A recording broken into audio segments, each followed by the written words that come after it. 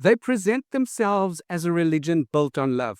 Their publications and public speeches are saturated with appeals to 1 Corinthians 13, emphasizing that the greatest of these is love. They quote scripture, dramatize acts of kindness during disaster relief, and tell stories of members risking their lives to bring supplies to fellow believers in a war zone. And these testimonials evoke images of unselfish sacrifice and moral uprightness. But in reality, Jehovah's Witnesses are not known for widespread charitable action outside their own ranks. Their acts of compassion are largely insular, serving only those within their religious organization. In fact, when one peels back the layers of spiritual language and internal storytelling, a clear pattern emerges, one of religious exclusivity, selective benevolence, and an organization that uses the appearance of love as a public relations tool, not as a universal principle of humanitarian concern.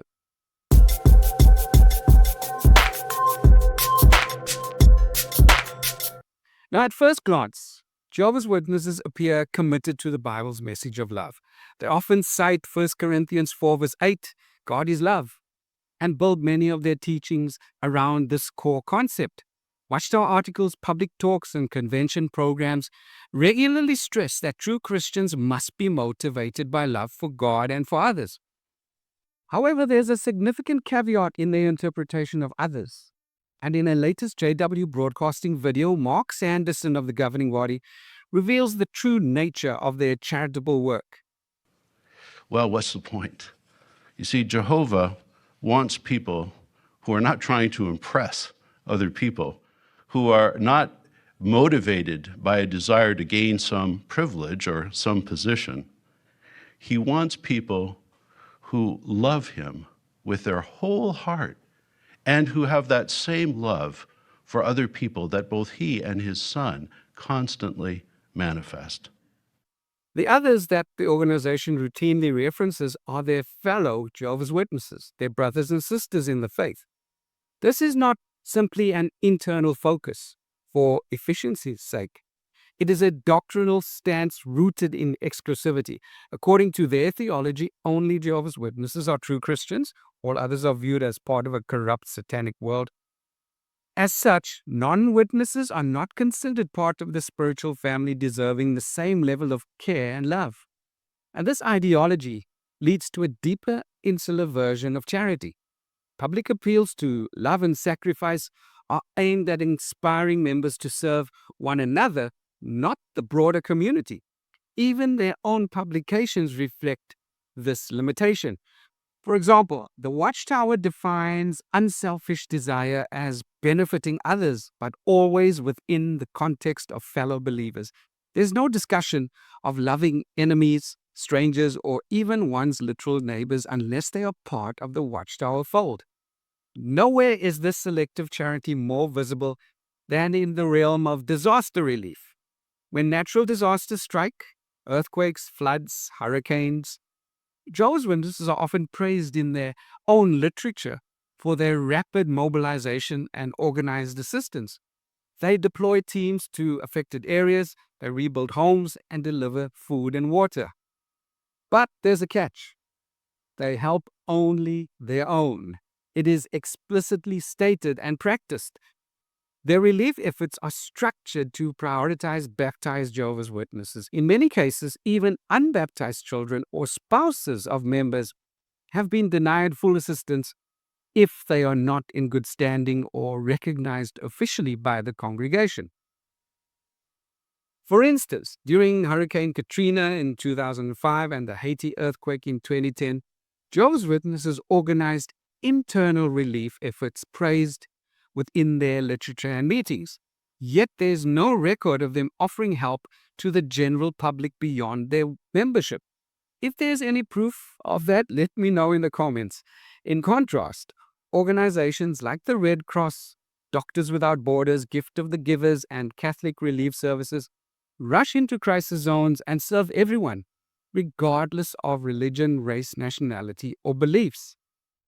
In 2013, When a typhoon devastated the Philippines, JW.org published articles and videos showcasing how volunteers traveled to hard-hit areas to help fellow witnesses. There was no mention of offering aid to the thousands of others suffering around them.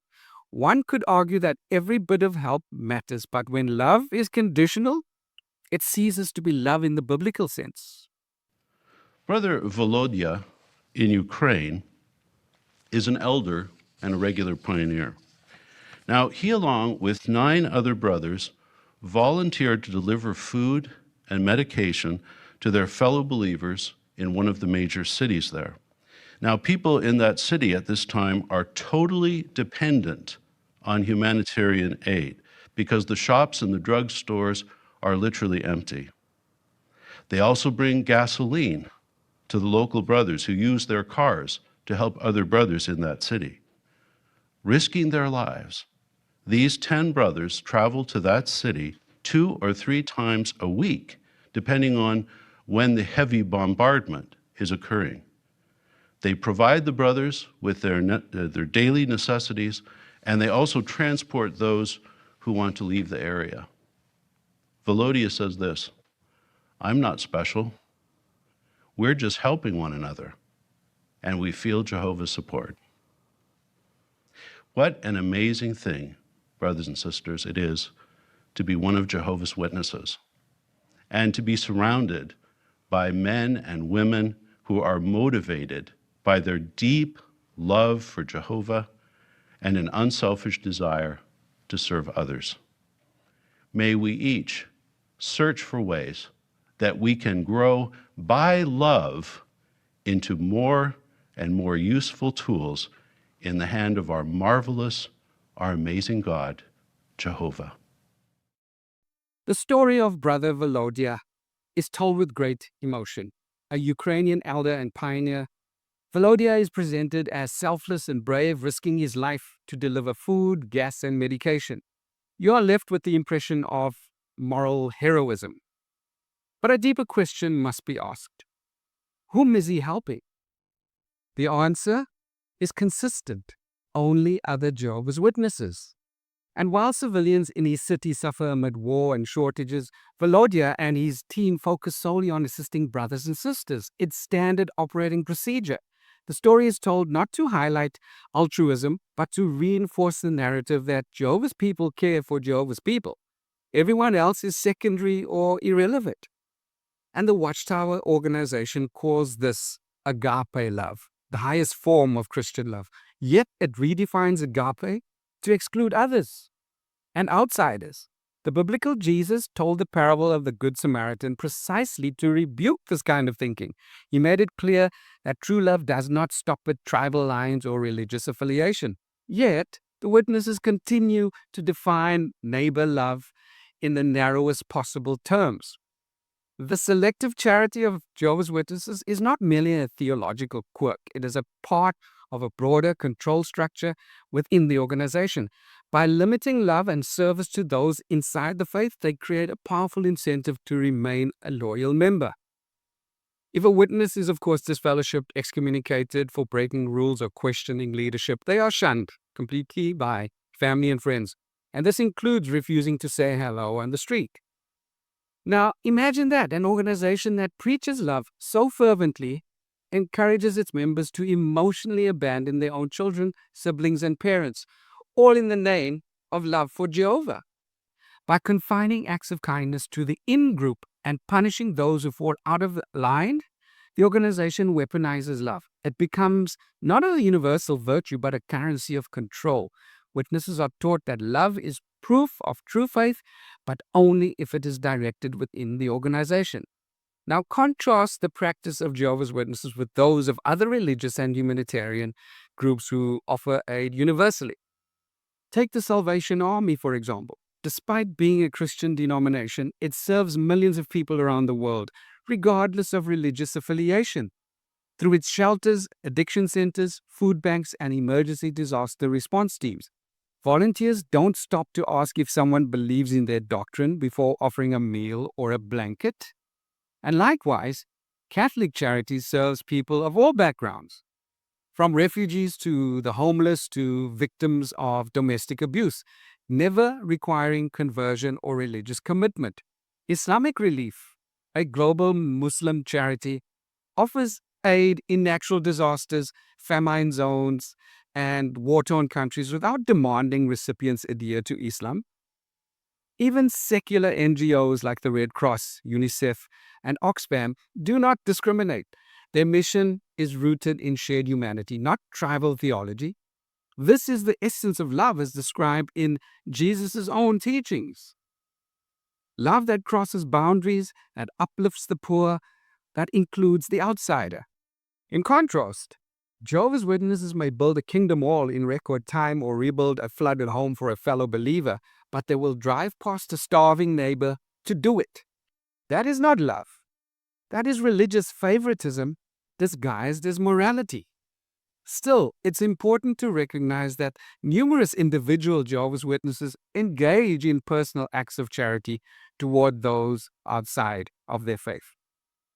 And part of the reason this discrepancy is not widely known is that Jehovah's Witnesses are meticulous in documenting their relief work for their own members. Their official website is filled with heartwarming videos and stories of witnesses helping witnesses. These media pieces are crafted to highlight their love in a way that reinforces the image of a uniquely moral people. But these images do not tell the whole story. They rarely, if ever, show Jehovah's Witnesses assisting the broader community. In fact, when confronted about this by critics or former members, the organization often avoids the topic entirely or frames outside aid as dangerous, a form of being too involved with the world. The irony, of course, is that the biblical Jesus was deeply involved with the world. According to the biblical text, he healed Roman soldiers, servants, touched lepers, and fed crowds of thousands. He told his followers to love their enemies, not just their religious brothers. The Watchtower's model is not just different from Jesus's, it is diametrically opposed to it. Despite its size and global presence, the Watchtower Bible and Tract Society does not run hospitals, orphanages, food kitchens, shelters, schools, or refugee programs. For all their talk about love, they do not invest in institutions that alleviate suffering for the general public. This is in stark contrast to almost every major religious group. Catholic nuns run hospitals in Africa. Jewish charities operate shelters.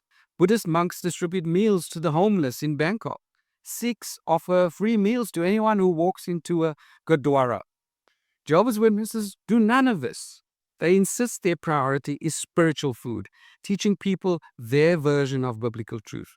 But when someone is hungry or homeless or dying, theology is not what they need. They need a warm hand, a safe place, a meal. True love doesn't spiritualize suffering, it alleviates it. Jehovah's Witnesses speak often about love. Love for God, love for their neighbors, love for one another. But their reality is far less noble. Their love is conditional, exclusive, and ultimately self-serving. It strengthens group cohesion, but ignores universal compassion. When disaster strikes, they will help their own and ignore others. When a member doubts or leaves, they will withdraw all love and call it loyalty. When challenged, they will point to internal examples like Brother Volodya, but never to acts of public universal mercy. This is not the love that builds bridges. It is the love that builds walls. True charity is not measured by how quickly you rebuild your kingdom wall, but by how far you are willing to extend your hand, even to those who don't share your beliefs. Until Jehovah's Witnesses learn to love without conditions, their declarations of faith, hope, and love will remain hollow. And love, by its very nature, is never confined.